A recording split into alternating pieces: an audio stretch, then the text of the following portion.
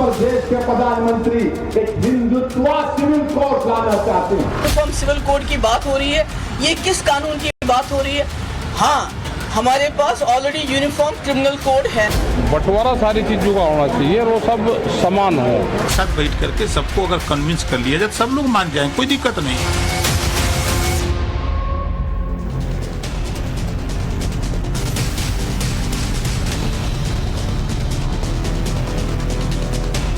नमस्कार, times now Bharat पर देश के सबसे पसंदीदा डिबेट शो राष्ट्रवाद में आपका स्वागत है। आपके साथ मैं हूं राकेश पांडे। राष्ट्रवाद यानी देश से बढ़कर कुछ नहीं। क्या 2024 के सबसे बड़े मास्टर स्ट्रोक पर आज मुहर लगने वाली है? क्या इसी मानसून सत्र में मोदी सरकार यूसीसी यानी यूनिफॉर्म सिविल कोड का बिल लेकर आने वाली है? ऐसा हम इसलिए कह रहे हैं क्योंकि मोदी सरकार ने समान नागरिक संहिता यानी यूनिफॉर्म सिविल कोड लाने की पूरी तैयारी कर ली है। आज संसद की स्थायी समिति की बैठक हुई है। बड़ी खबर आपको बताएंगे। इस बैठक में तमाम दलों के सांसद भी मौजूद रहे। फाइनल मसौदा तैयार करने से पहले बैठक में यूनिफॉर्म सिविल कोड लाने के लिए सभी से राय ली जा रही है। इस बीच सबसे बड़ी खबर यूनिफॉर्म सिविल कोड को लेकर, और बड़ी खबर यह है कि संसदीय समिति की बैठक खत्म हो गई है। चेयरमैन सुशील मोदी ने इस दौरान सांसदों के विचार सुने हैं। लॉ कमीशन की रिपोर्ट पर बैठक में चर्चा हुई है। 3 तारीख यानी आज के दिन पहले से ही बैठक बुला ली गई थी। 13 जुलाई तक लॉ कमीशन के सामने रख सकते हैं, अपने विचार रख सकते हैं, अपने सुझाव रख सकते हैं यूनिफॉर्म सिविल कोड को लेकर। लेकिन उससे पहले संसदीय समिति ने आज लॉ कमीशन के सदस्यों के साथ बैठक बुलाई थी। यह बैठक जब शुरुआत हो रही थी उस समय की ये तस्वीरें हैं।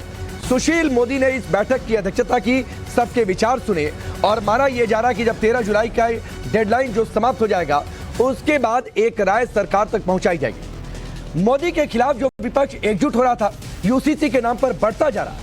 आम आदमी पार्टी, बीएसपी, उद्धव ठाकरे की शिवसेना, ओम प्रकाश राजभर की पार्टी खुलकर यूनिफॉर्म सिविल कोड के समर्थन में है, तो ओवैसी की party MIM, Samajwadi party, PDP, JDU समेत कई दल इसका पुरजोर विरोध कर रहे हैं। ओवैसी तो मोदी सरकार पर आरोप लगा रहे हैं कि यूसीसी के नाम पर हिंदू सिविल कोड लाने की तैयारी है। सुनिए। आप बताइए कि हमारे ट्राइबल है, आदिवासियों के कस्टम को क्या करेंगे? आदिवासियों के कस्टम को क्या करेंगे?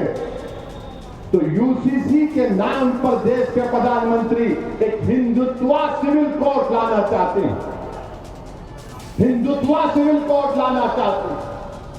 मजलिस पहले भी मुखालिफत की, आज भी करेगी और कल भी करेगी। यूनिफॉर्म सिविल कोड के सवाल पर महबूबा मुफ्ती भी कहां पीछे रहने वाली थी। उन्होंने यूनिफॉर्म क्रिमिनल कोड की बात करनी शुरू कर दी। महबूबा मुफ्ती टमाटर और गैस के दाम गिना रही हैं, तो समाजवादी पार्टी के सांसद एसटी हसन कुरान के अलावा कोई भी कानून मानने से साफ इनकार कर रहे हैं। सुनिए। यूनिफॉर्म सिविल कोड की बात हो रही है, ये किस कानून की बात हो रही है? हाँ, हमारे पास ऑलरेडी यूनिफॉर्म क्रिमिनल कोड है और वो बहुत अच्छा चल रहा है, क्योंकि बिल्किस बानो के रेपिस्ट को छोड़ दिया गया और हमारी जो पहलवान बच्ची हैं उनका रेपिस्ट खुला घूम रहा है। टमाटर जो है 25 रुपए से 100 रुपए किलो आपको भी मिलता है, मुझे भी वही मिलता है। नौकरियां ना हिंदुओं को मिल रही है ना मुसलमान। दैट इज द यूनिफॉर्मिटी जो इस कंट्री में इस वक्त। गैस की जो कीमत है 500 से 1200 हो गई है, वो यूनिफॉर्मिटी है। आप इन्होंने कहा था कि 2 करोड़ रोजगार देंगे, ना आपको मिला, ना मुसलमान को, ना मिला हिंदू। वो तो सब यूनिफॉर्म चल रहा है। अब कौन सी यूनिफॉर्मिटी लाना चाहते हैं? हम कुरान के ऊपर पूरा यकीन और भरोसा करते हैं। कुरान पाक ने जो हमें हिदायत दी है, हम उसके खिलाफ कोई भी चीज़ एक्सेप्ट नहीं कर सकते। कितने ही बिल आ जाएं, जो शरीयत ने हमें हुक्म दिया है हम वो काम करेंगे।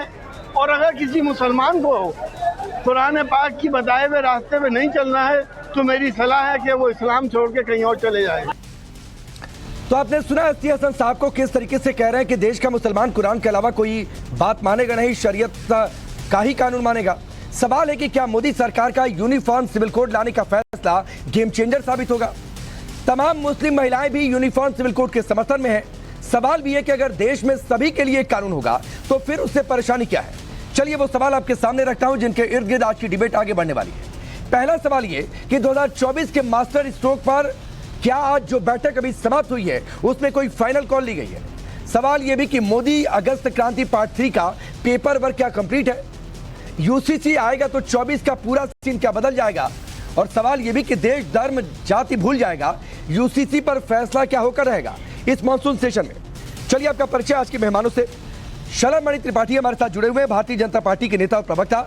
डॉक्टर सुब्रो कमल दत्ता पॉलिटिकल एनालिस्ट के तौर पर, दानिश कुरैशी एमआईएम के नेता और प्रवक्ता, मेहरदीन रंगरेज मुस्लिम स्कॉलर के तौर पर, मनोज यादव जी समाजवादी पार्टी के नेता और प्रवक्ता हमारे साथ जुड़े हुए हैं। आप सबका बहुत बहुत स्वागत है। मनोज यादव जी, मैं आपसे शुरू करता हूं। एससी हसन साहब कह रहे हैं देश का मुसलमान शरीयत के अलावा कुछ मानेगा नहीं, तो सर ये देश शरीयत से चलेगा या फिर जो संविधान से चलेगा या देश की संसद जो कानून बनाएगी उससे चलेगा? देखिए, जो कानून है आज की डेट में और जिन जिन मुद्दों पे कोई हत्या करेगा तो उसके लिए भी कानून है, और उस पर भी कोई अगर हत्या का प्रयास करेगा उसके लिए भी है, और जिस तरीके के भी हैं, कुछ धार्मिक, कुछ पारिवारिक, कुछ ऐसे रीति रिवाज हैं, उनको छोड़ के, वो किसी भी धर्म में हो, उसको अपने तरीके से लोग मानते हैं और मानते रहेंगे। जैसे एक उदाहरण दूं, हिंदू समाज में ये कहा गया है कि अगर बच्चा पैदा होता है तो 3 साल के अंदर उसका मुंडन संस्कार हो जाना चाहिए, लेकिन किसी संविधान की किताब में नहीं लिखा। तो क्या मोदी सरकार ये तय करेगी कि अब मुंडन संस्कार 3 साल के अंदर होगा या जब मर्जी तब होगा या कभी भी हो सकता है? क्या ये तय करने का प्रयास करेगी मोदी सरकार? क्या? एक बात। दूसरी महत्वपूर्ण बात, इस देश का हर नागरिक जो संवैधानिक कानून के जरिए जितनी भी हमारे अधिकार हैं, जितने भी पनिशमेंट है, उनका सबको पालन करना पड़ता है। जो नहीं करता है तो सरकार मजबूरन पालन करा देती, इसीलिए हमारे तमाम सारी संस्थाएं। लेकिन उसके बाद मैं ये जानना चाहता हूं, मोदी सरकार जो बिल लाने की बात कर रही है, मोदी सरकार की क्रेडिबिलिटी क्या है? 370 खत्म किया क्या? जम्मू कश्मीर में लोकतंत्र बहाल हो गया क्या? चुनाव हो गए? सरकार वहां पे चुन गई क्या? नहीं। वहां पे लोकतंत्र के रूप में जो लोगों को अधिकार मिलने चाहिए, क्या वो मिल गए क्या? चुनाव लड़ने का अधिकार, लोगों को और अपनी बात कहने का अधिकार। तो मोदी सरकार के पास ऐसा कुछ भी नहीं है जो मनोज यादव जी आपने दो मिनट नॉन स्टॉप बोला। सर, जम्मू कश्मीर में भी चुनाव हो जाएगा। सर, आप लोग कह रहे थे 370 भी नहीं हटेगा, वो भी हट गया। राम मंदिर नहीं बनेगा, वो भी बन रहा है, लगभग तैयार है। मेरा सवाल यह है सर कि ना तो आप मासूम है, ना तो मैं मासूम हूं, और ना तो इस देश की जनता को सर आप मासूम समझिए कि मुंडन संस्कार पर सरकार कानून लेकर आने वाली है। सर, सिविल लॉज की बात हो रही है, संस्कारों की बातचीत नहीं हो रही है। मुंडन संस्कार है हिंदू धर्म में, तो संस्कारों पर कोई रोक नहीं है। लेकिन हाँ, ये कहिए कि एक साथ एक से अधिक पत्नियां रखेंगे, यह संस्कार नहीं होता है सर। और ना तो किसी धर्म में यह बात रखी गई है। तलाक को लेकर अगर सबके लिए एक नियम होगा तो इससे क्या दिक्कत है किसी को? भाई, थोड़ा सब्र। अगर प्रॉपर्टी राइट को लेकर अगर रूल है तो वो सबके लिए एक हो जाए, इससे क्या दिक्कत है? अरे रुक जाओ, ठीक कहा, आपका सवाल बहुत अच्छा है, मैं भी आपके सवाल का समर्थन करता हूँ। नहीं, मेरे सारे सवाल अच्छे होते हैं, कभी किसी को अच्छे लगते हैं, कभी किसी को बुरे लगते हैं। खुद ना तय कर लो। अरे सर्टिफिकेट स्वयं नहीं बनाया जाता है, दूसरा देता है, चाहे वो जाति का हो, चाहे जिस चीज का हो, स्कूल का हो, दूसरा करता है इस उसको। नहीं, मैं ये कह रहा हूं, मेरा सर्टिफिकेट यहाँ कोई नहीं देगा सर। सवाल पूछ रहा हूँ, आप लोगों का काम जवाब देना। अगर आप मुझसे आंसर लेना चाहते तो मैं आंसर दे दूंगा, अगर आप सवाल पूछना चाहते तो पूछते रहिए। नहीं, मैं ये कह रहा हूँ कि अगर सरकार की क्रेडिबिलिटी, जैसे दूसरा उदाहरण दे रहा हूँ, जीएसटी लेके आए, कितने संशोधन कर डाले उसकी गिनती नहीं है। नोटबंदी लेके आए, उसके आज तक फायदे नहीं दिखा पाए। अगर आप यूसीसी बिल लाना चाहते हो, क्या ड्राफ्ट है, क्या एक्सपर्ट है, जिस धर्म के लोगों के में बदलाव करना चाहते हैं उनमें आप किन एक्सपर्ट को आपने शामिल किया है, किस तरीके से काम करेंगे? आपको पता है हिंदू पर्सनल लॉ जब खत्म किया आजादी के बाद, भारत में जब बना, तो कितने एक्सपर्ट आए, कितने एक्सपर्ट उस धर्म के लोगों की सलाह ली गई, कितने उसमें ड्राफ्ट कमेटी में या लॉ कमीशन में कितनी चीजों की मांग की गई, तब जाके। अरे तो अभी भी तो सलाह ली जा रही है, 13 जुलाई तक लॉ कमीशन के सामने राय रख सकते हैं भाई। मनोज यादव जी, आपको भी कुछ लग रहा है कि देश के यूनिफॉर्म सिविल कोड में फला बातें होनी चाहिए, तो राय दीजिए सर लॉ कमीशन के सामने। पार्टी का डेलीगेशन ले जाकर मिल भी लीजिए, कोई रोक नहीं है। लेकिन शलभमणि त्रिपाठी, मनोज यादव जी कह रहे हैं और चीजों को कैसे डाइवर्ट कर रहे हैं कि मुंडन संस्कार पर कानून आ जाएगा तो किसी धर्म के किसी दूसरे संस्कार पर कानून आ जाएगा। अब राकेश जी, इस पर कोई आलोचना हमें इसलिए नहीं करनी चाहिए कि हो सकता है जानकारी ना हो, थोड़ा पढ़ लिख लेते तो जानकारी होती कि संस्कारों पर किसी तरह की कोई। आप पीएचडी करके आए हैं ना, पत्रकारिता करते थे, पीएचडी तो करके आए नहीं हो। राकेश बोलने देंगे, लेकिन ये वाले शब्द वापस लो। ये शब्द वापस लो कि हमको जानकारी नहीं है। नहीं मनोज यादव जी, मनोज यादव जी, की बहाली हो गई क्या? मनोज जम्मू कश्मीर में लोकतंत्र की बहाली हो गई? जीएसटी के फायदे गिना दो। जीएसटी बौखला रहा हूँ, सवाल पूछ रहा हूँ। आपकी तरह मैं मुस्कुराहट करके थोड़ी नहीं जवाब सवाल पूछता हूँ, मैं सीधे सीधे तीखे सवाल पूछता हूँ। आपकी तरह चापलूसी वाला है भी नहीं। हमारे वंशज अंग्रेजों के गुलाम भी नहीं थे, हमारे यहाँ कोई पेंशन भी नहीं लेता था अंग्रेजों से। हेलो, अरे एक मिनट, झूठ तंत्र वाले आप लोगों के यहाँ झूठ तंत्र ही तो है। ठीक है सर, ये पर्सनल लड़ाई नहीं, पर्सनल लड़ाई नहीं। मनोज यादव जी, मनोज यादव जी, शलभमणि त्रिपाठी सुन लीजिए sir. Manoj Yadav ji sir, please Manoj Yadav ji, Shalabhmani अपनी बारी का इंतजार कर रहे थे सर, आपको सुन रहे थे, आप भी सुनिए, आपका कर्तव्य बनता है। नहीं, कोई पर्सनल हस्तक्षेप नहीं था सर। कोई भी पर्सनल हस्तक्षेप करेगा तो मेरी गारंटी है मैं बीच में आऊंगा। कोई अभी तक पर्सनल हस्तक्षेप नहीं हुआ है। ठीक है, शलभमणि अपनी बात पूरी करिए। अब देखिए कौन कह रहा है कि हम तो शरीयत मानते हैं? मतलब बाबा साहब का संविधान उनके लिए महत्वपूर्ण नहीं है, शरीयत महत्वपूर्ण है। खुलेआम बयान दे रहे हैं। कौन है? जहां तक मेरी जानकारी की मेंबर ऑफ पार्लियामेंट है, शपथ ली हुई है, लोकसभा के सांसद हैं, शपथ लेकर गए हैं और बोलते हैं कि नहीं साहब हम तो शरीयत मानेंगे। तो मैं बहुत स्पष्ट तौर पर कहना चाहता हूं कि इस देश में मोदी जी की सरकार है। लाख तड़पते रहिए, लाख बिलखते रहिए,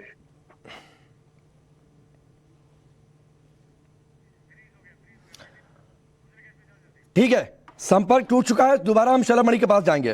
दत्ता जी जो बात कह रहे थे, मैं चाहूंगा इसका जवाब आप दे दें, फिर शलभमणि का हम रुख करेंगे कि मुंडन संस्कार की बात, या फिर जो बातें कह रहे थे शरीयत को मुसलमान मानेंगे, तो क्या देश के कानून को, संविधान को नहीं मानेंगे?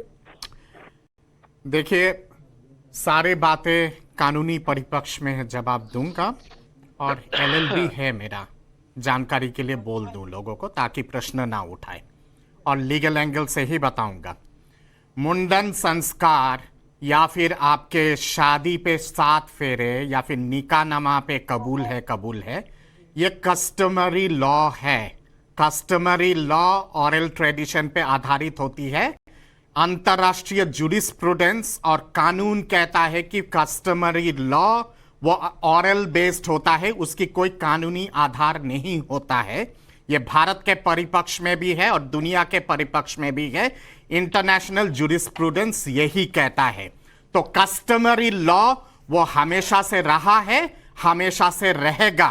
क्रिमिनल लॉ जब भारत में लागू हुआ या फिर हिंदू मैरिज एक्ट को जब रिफॉर्म किया गया, उसके बाद तमाम जितने सारे कस्टमरी लॉस था हिंदू ट्रेडिशन के अंदर, वो सारी चीजें बरकरार रहा, किसी ने छुआ भी नहीं है।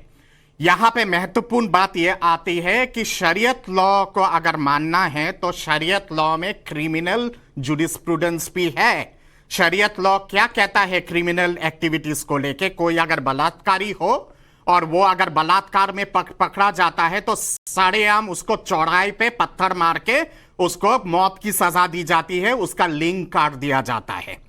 यहां पे मतलब कि जो पसंद है वो चीजें लो, जो पसंद है वो चीजें नहीं लो, वो नहीं हो सकता है। शरीयत कानून अगर मानते हैं और शरीयत के हिसाब से अगर चलना है तो पूरे परिपक्ष में मानिए उसको। क्रिमिनल साइड जो है उसको भी मानिए, सिविल साइड भी जो है वो उसको भी मानिए। ये नहीं हो सकता है कि ये पसंद है ये लेंगे, ये पसंद नहीं लेंगे। शलभमणि त्रिपाठी मैं आपके पास आऊंगा, लेकिन दानिश कुरैशी, 2 बातें हैं। एक तो कोई कह रहा है कि भाई सिर्फ शरीयत ही मानेंगे, शरीयत के हिसाब से ही चलेंगे। तो जो बातें दत्ता जी ने कही, तो क्या सरेआम पत्थर मारा जाएगा क्या किसी को? या फिर ये बात अच्छी लगती है, ये बात सियासत के लिए अच्छी है तो इसको मान लेंगे और दूसरी बात को नहीं मानेंगे? दूसरी बात है कि क्या ये भड़काने वाली बात नहीं है कि हिंदू सिविल कोड लाने की तैयारी है असदुद्दीन ओवैसी की? नहीं, बिल्कुल। आप जबरदस्ती अगर किसी के कस्टम, किसी के ट्रेडिशन को अगर वो करने की कोशिश करते हो तो ये तो मतलब कहने का अर्थ यही निकल के आ रहा है। और मैं तो ये पूछ रहा हूं कि आप समानता की बात कर रहे हैं, तो अभी चंद लम्हों पहले तक तो एनसीपी भ्रष्टाचारी थी, अब वो जाके निकल के भारतीय जनता पार्टी के साथ आ गई, तो अब वो समान हो जाएगी, वो भ्रष्टाचार में से निकल जाएगी। तो ये जो मेंटालिटी है ना, सुनिए सर, महाराष्ट्र की सियासत पर हम लगातार चर्चा कर रहे हैं सर। कल भी हमने चर्चा की, आज दिन भर खबर दिखाई, तो सर डिबेट को डिरेल मत करिए सर प्लीज। दोनों अलग अलग चीजें हैं। नहीं दानिश कुरैशी, बिल्कुल डिरेल मत करिए। और आपने कहा कस्टम चेंज हो रहा है, कौन सा आपका कस्टम चेंज हो रहा है मुझे बताइए, कौन सा आपका कस्टम चेंज हो रहा है? अरे क्यों कस्टम चेंज नहीं हो रहा? सुनिए मेरी कौन बात, सा बताइए ना? मुसलमानों का, अरे दूसरे तमाम जो जितने भी लोग हैं, मैंने उस दिन भी आपको पूछा था कि हमारा नॉर्थ ईस्ट के अंदर में जो क्या बोलते हैं पॉलीएंड्री का जो कानून है उसका क्या करेंगे बताइए। भाई दानिश कुरैशी, नॉर्थ ईस्ट के लोग अपना देख लेंगे, सरकार के सामने अपनी बात रख देंगे। क्यों देख मैं यहाँ पर, सुनिए ना सर, नहीं दानिश कुरैशी भड़काइए नहीं, बिल्कुल भड़काइए नहीं, ये बिल्कुल नहीं चलेगा दानिश कुरैशी, ये बिल्कुल नहीं चलेगा। अरे सुनिए ना, आपने कहा कि आपके कस्टम में हस्तक्षेप है। सुनिए भाई, ओ भाई सुनिए, दानिश कुरैशी सुनिए, दानिश कुरैशी मुझे सुनना है। आपने कहा कि आपके कस्टम में हस्तक्षेप हो रहा है, ओवैसी ने कहा कि हिंदू कोड लाने की कोशिश हो रही है। नहीं सर सुनिए ना, सवाल मेरा होगा सर, सवाल मेरा होगा, जवाब आपका होगा। सवाल यह है कि आपके कस्टम में हस्तक्षेप क्या होगा? आप नॉर्थ ईस्ट मत जाइए कूदकर, जवाब नहीं है तो या तो बोलिए जवाब नहीं है। देखिए नॉर्थ ईस्ट हो या साउथ ईस्ट हो, कुछ भी हो, जहां जहां पूरा भारत है, पूरे भारत की जो जो कस्टम्स जो ट्रेडिशंस हैं उनको आपको समझना पड़ेगा। दानिश भाई आप मुसलमान हैं, कौन से अपने धर्म की परिपाटी का पालन नहीं कर पाएंगे? आपके और किसी का प्रॉब्लम आपके किस परंपरा में हस्तक्षेप हो रहा है मुझे ये बताइए। नॉर्थ ईस्ट की बात छोड़ दीजिए, आदिवासियों की बात छोड़ दीजिए, जैनियों और सिखों की बात छोड़ दीजिए। पार्टी भी तो है, हम उनकी भी तो बात रखेंगे ना भाई। आपकी पार्टी से चाहेगा तो नहीं बोलेगा, नहीं बिल्कुल ठीक है, बिल्कुल ठीक है भाई। दानिश भाई, अरे आपकी पार्टी सिर्फ मुसलमानों की बात करती है, इसीलिए मैं सिर्फ मुसलमानों से जुड़े सवाल पूछता हूँ। हम ये कह रहे हैं कि सिर्फ हमारा पक्ष और किसी की बात नहीं करेगा, सिर्फ आप अपनी। अरे तो आप किसी की बात मत करिए। आप ये कह रहे हैं आपका सारा ठेका मोदी जी का है क्या? भारतीय जनता पार्टी का है क्या? नहीं सारा ठेका आप ले लीजिए, मैं तो कह रहा हूँ ले लीजिए। हम तो लेंगे ही, हम तो लेंगे ही। आप तो ये नाम, ये पार्टी के नाम, और कोई बात नहीं करेगा। अब मैं फिर वही सवाल पूछूंगा तो आप कह रहे हैं कि आप कहेंगे कि मैं बार बार एक ही सवाल पूछता हूं। आपकी पार्टी के नाम में ही मुस्लिमीन है, आप सिर्फ मुसलमानों की बात करते हैं भाई। अरे शिवसेना के साथ में अलायंस महाराष्ट्र में जो चल रहा है वाली जो नई वाली शिवसेना में, वो किसमें है ये तो बताइए आप। और महबूबा मुफ्ती कौन सी मोहब्बत थी मोदी जी को, वो तो बताइए। उस पर तो आप बोलते नहीं है, आपकी जरूरत नहीं है पूछ रहे। नहीं तो वो आपसे थोड़े नहीं पूछूंगा भाई, वो मैं पीडीपी से पूछूंगा, वो मैं शलमणि से जब पूछना होगा पूछ लूंगा। वो दानिश कुरैशी आपसे थोड़े नहीं पूछने जाऊंगा, और मैं आपके सामने कोई एग्जाम देने थोड़े नहीं बैठा हूं। आपके सामने मैंने कोई एग्जाम थोड़े नहीं देने बैठा हूं भाई। चलिए एक बड़ी खबर आ रही है, बड़ी खबर। जो बैठक चल रही थी, समिति के सदस्यों ने सरकार की मंशा पर सवाल खड़े किए हैं। जल्दबाजी ना की जाए, चर्चा कर लाने की बात हुई है। समाज के हर धर्म जाति समुदाय से यह जुड़ा हुआ मामला है। ये इस वक्त की बड़ी खबर है। संसदीय समिति की जो बैठक चल रही थी वो बैठक समाप्त हुई है। अमित हमारे साथ जुड़ चुके हैं। अमित बताइए, इस बैठक में क्या चर्चा हुई, क्या बड़ी बातें?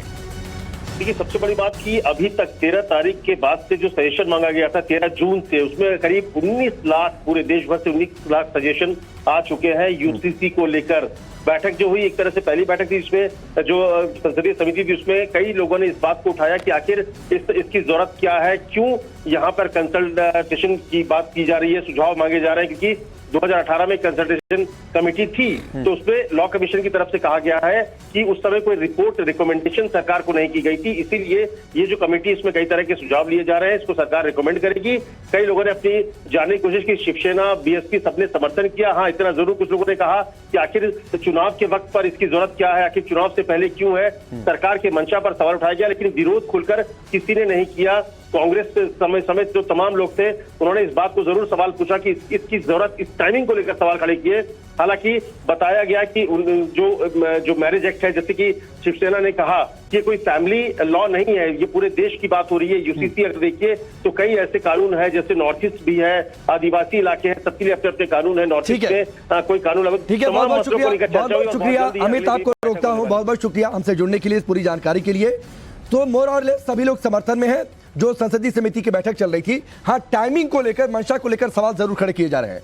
मैं दिन में आपसे सीधे पूछता हूं, क्या बतौर मुस्लिम बताइएगा, आपके धार्मिक परंपरा में किसी तरीके का कोई हस्तक्षेप आपको लग रहा है कि हो जाएगा? दूसरी बात है ये हिंदू कोड लाने वाली बात, आपको लग रहा है सही है? बिल्कुल सही बात है कि जो हिंदू कोड लाने का बिल का जो ये चल रहा है यूसीसी को लेकर, मैं बार बार कह रहा हूँ, बार बार संविधान निर्माता जो थे उन्होंने जो है कॉन्क्रीट लिस्ट में संविधान निर्माता ने जो है पर्सनल लॉ की बाकायदा एंट्री है उसमें, आप चाहे पता कर लीजिए। अगर आपके आर्टिकल 44 में क्या है? आर्टिकल 44 जो है वो कहता है यूसीसी की आप चर्चा कराइए, जितनी विपक्षी पार्टियां हैं और जो एक्सपर्ट है सब समाज के, जैसे सिख कम्युनिटी के, ईसाई कम्युनिटी के। अभी क्या हो रहा है? तो सर सुन तो लीजिए मेरी बात, वो सारे लोग चर्चा नहीं हो रही है सर।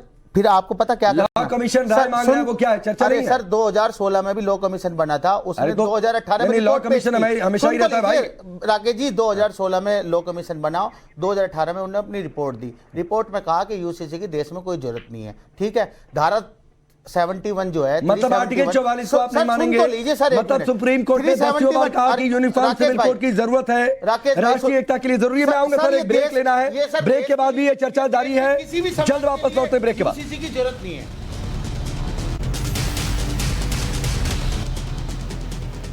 आगे बढ़ते हैं, यूनिफॉर्म सिविल कोड कब आएगा? संसदीय समिति की बैठक में क्या हुआ? क्या एक तरीके से फाइनल मोहर लग गई है? इन तमाम सवालों पर हमारी बड़ी चर्चा लगातार जारी है और इस हिस्से की शुरुआत में शलभ मणि आपसे करता हूं, फिर मेहरदीन आपके पास आऊंगा। शलभ मणि जी, आपका संपर्क कट गया था, लेकिन बार बार यह कहा जा रहा है, एक तो टाइमिंग को लेकर सवाल उठ रहे हैं, मंशा को लेकर सवाल उठ रहे हैं, यूनिफॉर्म सिविल कोड को तो सब कह रहे हैं कि ठीक है चलो भाई लाओ, लेकिन आप विचार नहीं कर रहे, लोगों की राय शुमारी ठीक से नहीं कर रहे। नहीं देखिए राकेश भाई, मैं तो सिर्फ इतना कहूंगा कि आमतौर पर किसी भी दल पर यह आरोप लगता है कि वो अपने चुनावी वायदों को पूरा नहीं कर रही है, और यहाँ तमाम सारे विचारक बैठे हुए हैं, तमाम सारे राजनीतिक लोग बैठे हुए हैं, बार बार ये कहते थे साहब मंदिर वहीं बनाएंगे, तारीख नहीं बताएंगे, मंदिर बन गया। 370 जरूर हटाएंगे, तारीख नहीं बताएंगे, 370 हट गया। यूसीसी लाएंगे, तारीख नहीं बताएंगे, अब देखिए यूसीसी को लेकर बात शुरू हुई। तो घबराते क्यों हैं? और रही बात तारीख की, टाइमिंग की, तो इस देश की जनता ने हमें 5 साल काम करने का अवसर दिया है। हम चाहे पहले दिन लेके आए, चाहे 364वें दिन लेके आए, अगर आज जो आचार संहिता है, अगर जो चुनाव आयोग की जो पैमाना है उसके तहत सब कुछ हो रहा है, तो आपको परेशानी क्यों हो रही है? और हमारी ताकत हम लेकर आते हैं। जो में पूरे देश को घुमाते रहेंगे क्या? त्रिपाठी जी, आपने तो सालाना 2 करोड़ रोजगार की भी बात की थी, स्मार्ट सिटी की भी बात की थी, किसानों की आयु दोगुना करने की बात की थी आपने। उन वादों का क्या हुआ? मेहरदीन हो गया, उन वादों का क्या अरे हुआ? मेहरदीन हो गया भाई, चुनावों में यही सब चर्चा होती है। अरे सुनिए, मेहरदीन क्या किया पर आपका कोई जवाब नहीं है। मेहरदीन रुक जाइए, मेहरदीन रुक जाइए, अभी सिर्फ शलभ मणि की आवाज होने जा रही है, फिर मनोज जी आपके पास आता हूँ। राकेश भाई नहीं, तो देखिए हम उनको आप स्टूडियो में बैठा के चिल्लवाते हैं, हम लोग दूर स्काइप से जुड़े हुए हैं, इतना आपको समझना चाहिए राकेश जी। और देखिए आप कह रहे हैं कोई जवाब नहीं है ना, जवाब तो हाजी साहब ऐसा दे रहे हैं कि तवे पर जैसे अंडे उछलते हैं ना, अंडे वैसे उछल रहे हैं हाजी साहब, अभी और उछलेंगे। जो लोग शरीयत को ऊपर बताएंगे और बाबा साहब के संविधान को नीचे बताएंगे, उनके साथ उनके खिलाफ हम खड़े हैं। बाबा साहब का संविधान सर्वोपरि है, कोई मतलब समाज में ध्रुवीकरण करना चाहते हैं ना, जनता आपको सबक सिखा रही है। आपने बजरंग बली को भी इस्तेमाल करने का काम किया, मगर बजरंग बली ने जो साथ दिया वो कांग्रेस का दिया, आम जनता का दिया, आम नागरिकों का दिया।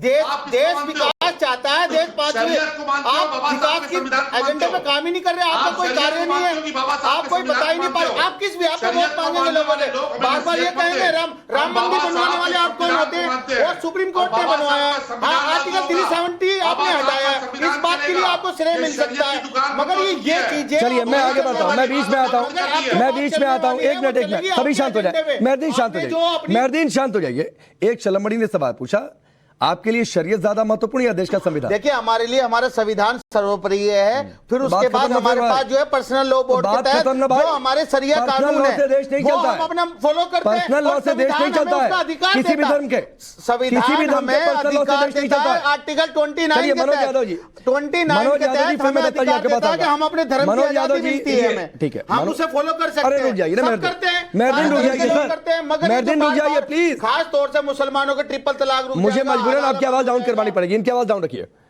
मनोज यादव जी, बीजेपी के मैनिफेस्टो में था, वो तो ताल ठोक कर कह रहे हैं साहब हम तो यूसीसी की बात शुरू से करते रहे हैं, तो फिर क्यों दिक्कत है? नहीं, बिल्कुल राकेश जी, बीजेपी ने जो कहा भावनात्मक मुद्दों को उसने पूरा भी किया। राम मंदिर की बात हो, 370 की बात हो, इन सारे मुद्दों पे वो अपने आप को अप्रूव करने की पूरी कोशिश की, लेकिन 15 लाख रुपए काहे नहीं दिए भैया?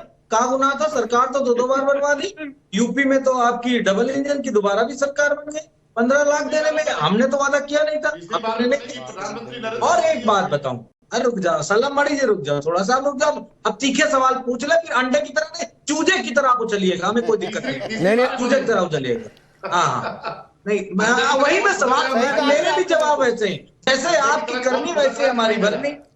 हाँ, चूजे की तरह उछलिएगा, अच्छा लगेगा, अच्छा लगेगा, अच्छा लगेगा। मैं पूछ रहा हूँ कि अरे सुन लो भाई, सुन लो, विपक्ष को सुनने की भी मानता नहीं है, हंसने से चूजा चू चू करता है, उछलता है, 370 पर कूद के, हाँ फिर राम मंदिर पर कूद के, रुक जा, अब यूसीसी पे पूछ रहे हो, अभी 3 तलाक पर पूछ रहे हो, नहीं सलाम मणि, चूजा नहीं, आप चूजा नहीं।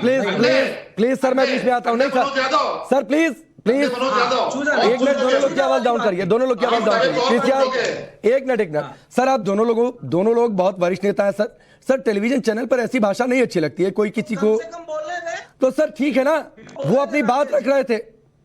हाँ, मैं ये कह रहा हूँ, ठीक है, मैं ये कह रहा हूँ कि अगर जब यूसीसी आएगा तो भारत में तो बैन है गाय माता के लिए, तो बड़ा सम्मान है, लेकिन बीजेपी शासित नॉर्थ ईस्ट में और गोवा में तो गाय माता वहां यमी हो जाती है इनके लिए, तो क्या लाएंगे, उसमें भी बदलाव लाओगे कि नहीं लाओगे, ये भी तो जनता को बताओ।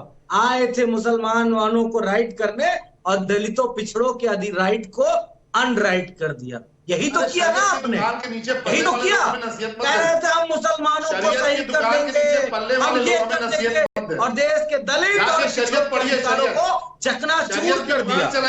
अभी संविधान की बात कर रहे हैं, ठीक है, मैं आगे बढ़ता हूँ। मनोज यादव जी, जवाब ले लो। ठीक है, एक मिनट दानिश कुरैशी, शरीयत की दुकान नहीं, एक मिनट रुकिए, मैं सबसे बड़ा है, सबकी आवाज डाउन करिए। ये जवाब शलभ मणि जी रुक जाइए सर, मनोज यादव जी आप भी रुक जाइए, दत्ता जी आधे मिनट दीजिए, 20 सेकंड में दानिश कुरैशी आपको देता हूँ।